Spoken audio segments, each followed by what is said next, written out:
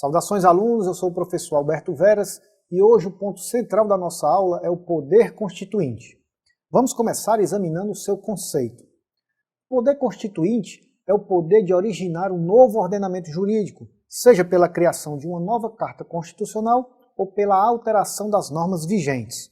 É, portanto, o poder de criar e reformar as Constituições. Estudando o poder constituinte, é importante conhecermos o chamado princípio da simetria, que exige a existência de uma relação simétrica entre os institutos jurídicos da Constituição Federal e as Constituições dos Estados-membros. A Constituição Federal enfatiza a ideia de simetria constitucional ao estabelecer que os Estados-membros se organizam pelas leis e constituições que adotarem, sempre respeitando os princípios estabelecidos pela Constituição Federal. Entendidos esses aspectos iniciais, você pode estar perguntando: quem é o titular do poder constituinte? Entendidos esses aspectos iniciais, você pode estar se perguntando: e quem é o titular do poder constituinte? O titular do poder constituinte é o povo, que o exerce por meio de representantes eleitos direta ou indiretamente nos termos da Constituição. Como é dividido o poder constituinte, professor? Inicialmente, divisão básica do poder constituinte se dá entre o poder constituinte originário e o poder constituinte derivado. Vamos examinar cada uma dessas classificações. O poder constituinte originário se refere a criar toda uma nova norma de ordem constitucional por meio da elaboração de uma nova Constituição. Caracteriza-se por ser inicial, autônomo, ilimitado, incondicionado e permanente. O poder constituinte derivado, por sua vez, visa alterar o texto constitucional conforme as regras estabelecidas pelo poder constituinte originário.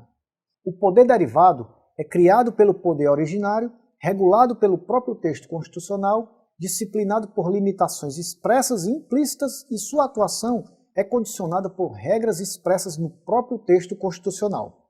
Caracteriza-se, portanto, por ser derivado, condicionado, subordinado e juridicamente limitado. São espécies de poder constituinte derivado o poder reformador, o poder decorrente e o poder derivado revisor.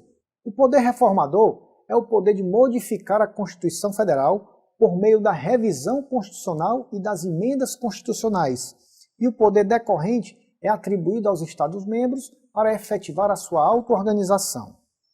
O poder constituinte decorrente, também chamado de derivado estadual e municipal, corresponde ao poder de elaborar as constituições dos Estados-membros da Federação. São limites impostos ao poder decorrente os princípios constitucionais sensíveis, os princípios constitucionais extensíveis e os princípios constitucionais estabelecidos. Devemos conhecer também os poderes constituintes difuso e o supranacional. O poder constituinte difuso corresponde a um meio informal de alteração da Constituição, uma vez que não deriva de forma explícita do texto constitucional, sendo um poder de fato que se exterioriza pelas mutações constitucionais. E o que são essas mutações, professor? As mutações constitucionais são alterações que se efetivam na interpretação das normas constitucionais, sem modificações no texto em si, e assim são limitadas pelo próprio significado semântico das determinações constitucionais. Assim, o poder constituinte difuso age na questão da mutação da interpretação constitucional. Já o poder constituinte supranacional objetiva elaborar uma Constituição supranacional, vinculando e reestruturando os Estados ajustados sob o seu comando e fundamentada na vontade do povo cidadão. Vamos encerrar esta aula examinando brevemente os conceitos de recepção e repristinação.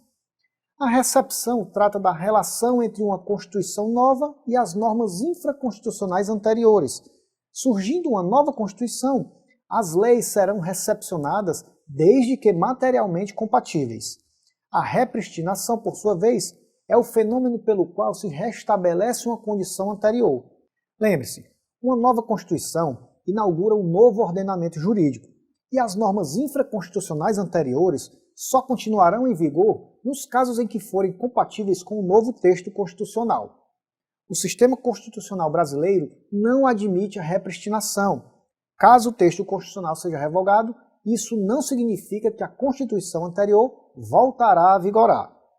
Concluímos aqui a nossa aula de hoje. No material didático disponibilizado em sua área do aluno, você encontra mais detalhes sobre os assuntos aqui apresentados. Tudo é possível se você se dedicar de cabeça e de coração. Foco em suas metas, bons estudos e até a nossa próxima aula.